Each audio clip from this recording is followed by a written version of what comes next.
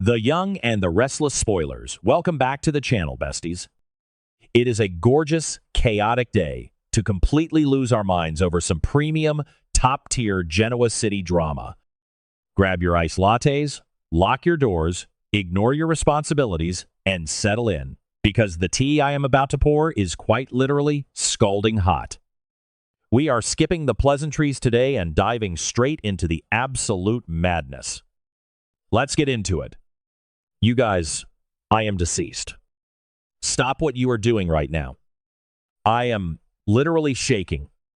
Wait, we need to talk about this now, because my soul has actually left my body and is currently floating somewhere above the Newman Ranch. Okay, so we all know Nikki Newman has been going through absolute literal hell with her vision, right?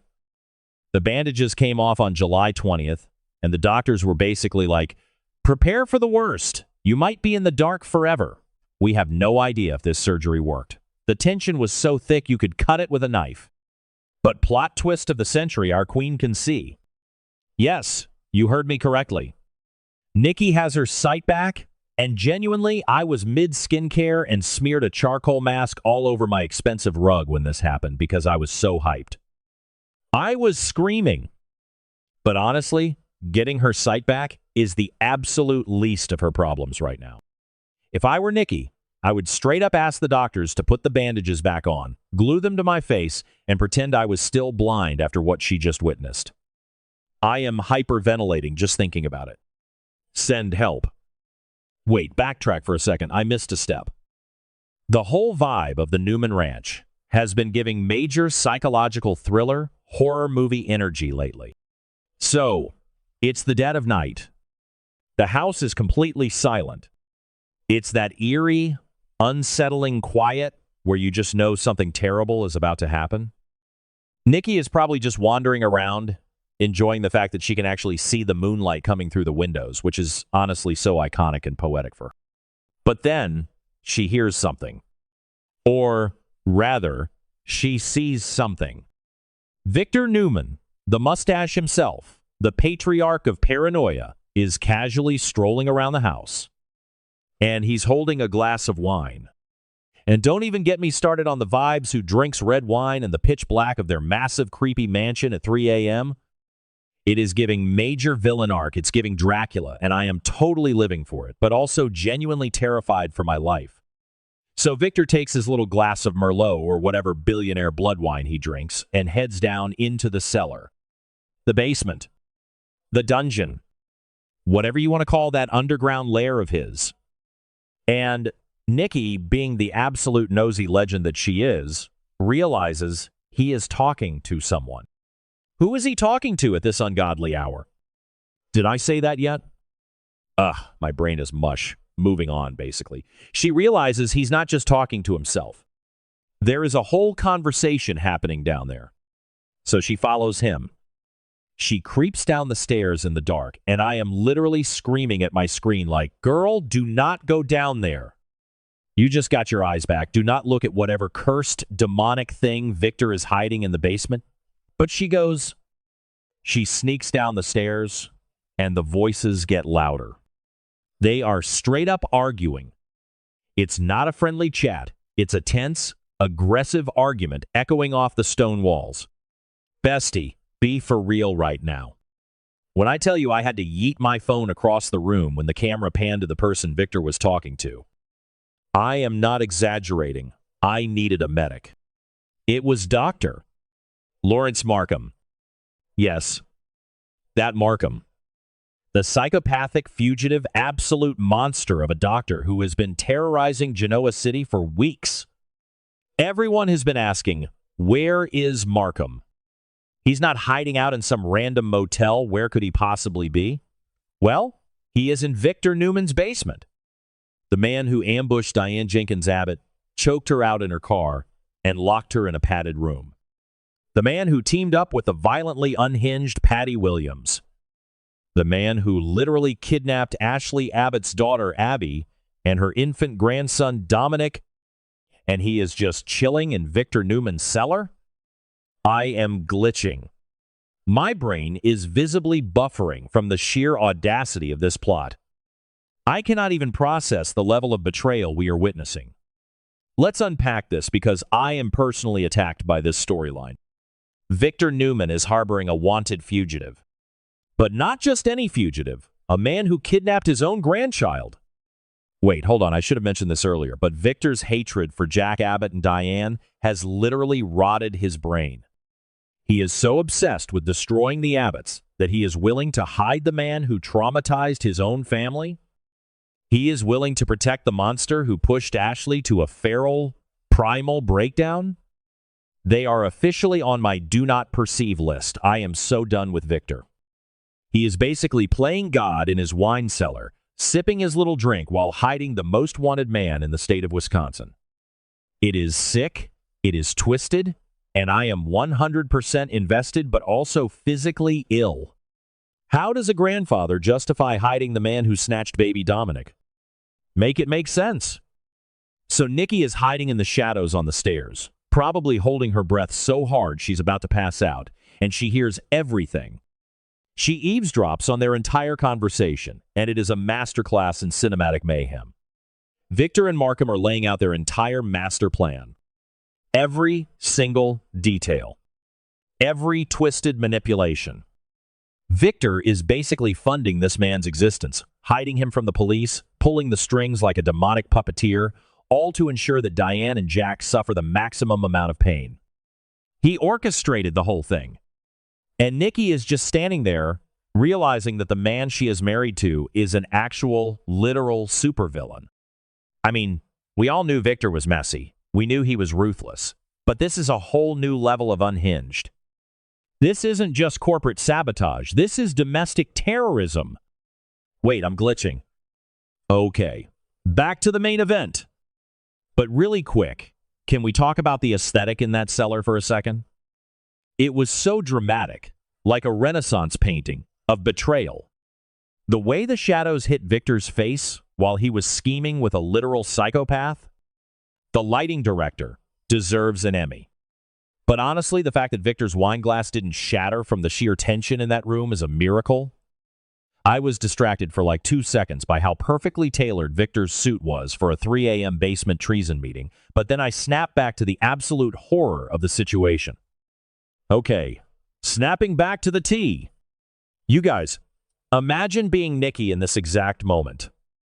Put yourself in her fabulous, probably silk-robed shoes. You just spent weeks thinking you were going to be blind forever. You were terrified. Your husband was playing the devoted, caring partner, holding your hand, acting like the perfect family man, telling you he would take care of everything. And the second you get your vision back, the very first thing you see, the universe's welcome back gift to your retinas, is your husband conspiring with a fugitive in your basement. The betrayal. The absolute emotional damage. I am clutching my chest because I am literally too unwell to handle the gravity of these events. Nikki's entire reality is crumbling in real time, and you can see it in her eyes. The man she loves is a monster who doesn't care about the safety of their own grandchildren as long as Jack Abbott is suffering. She doesn't confront him right then and there, which, honestly, is the smartest thing she has ever done in her entire life. If she had stepped out of the shadows and been like, Victor, what is the meaning of this? He probably would have locked her in a wine barrel and told the kids she went to a spa in Europe. Instead, she silently backs up the stairs. She is hyperventilating. I am hyperventilating. We are all collectively hyperventilating as a fandom. She realizes that her husband is not just a ruthless businessman. He is an active, dangerous threat to everyone she cares about. He is protecting the man who hurt Abby. That is the line. You do not cross the line with the grandchildren, Victor. You just don't. And then, besties, she does the unthinkable.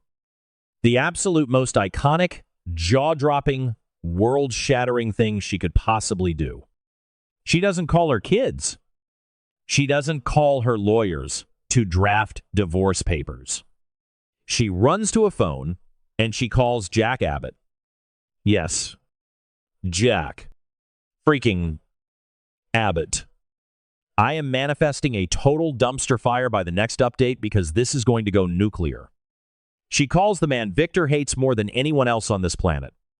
She calls the man whose wife was tortured by the very guy Victor is hiding.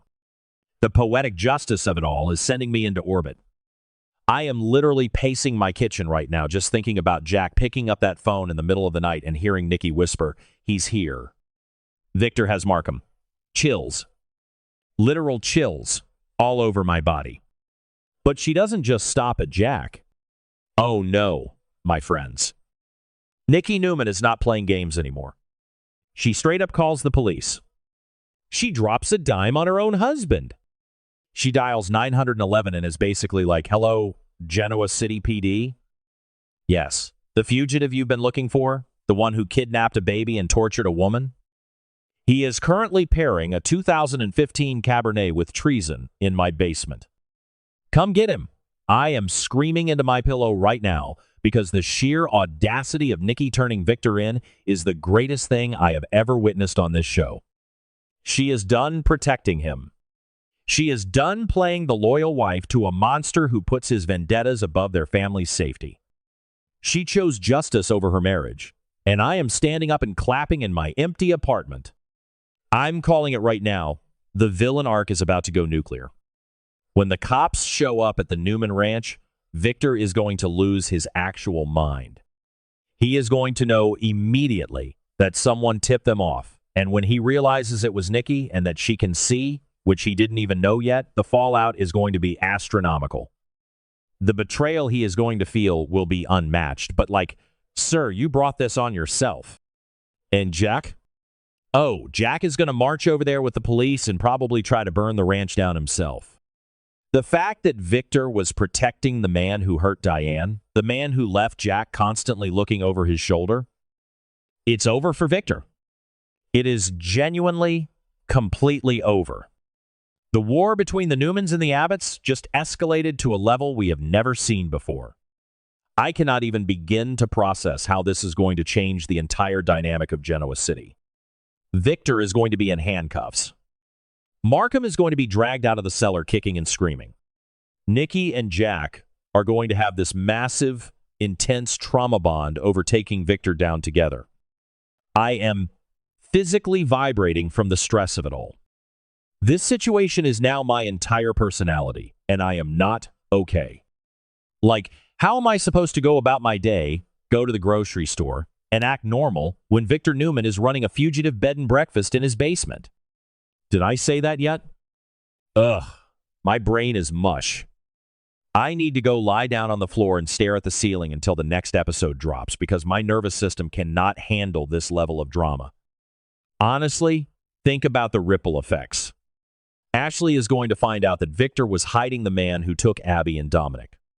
Ashley is already feral. She is already out for blood. When she finds out Victor was complicit, she is going to destroy Newman Enterprises brick by brick. And Victoria?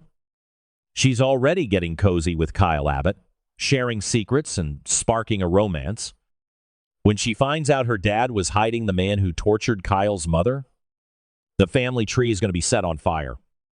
Every single storyline is colliding in Victor's wine cellar, and Nikki just lit the match by calling the cops. I am so unwell. Stay safe out there, besties, because the Newman family is officially in shambles, and I will be here updating you the second the sirens go off at the ranch.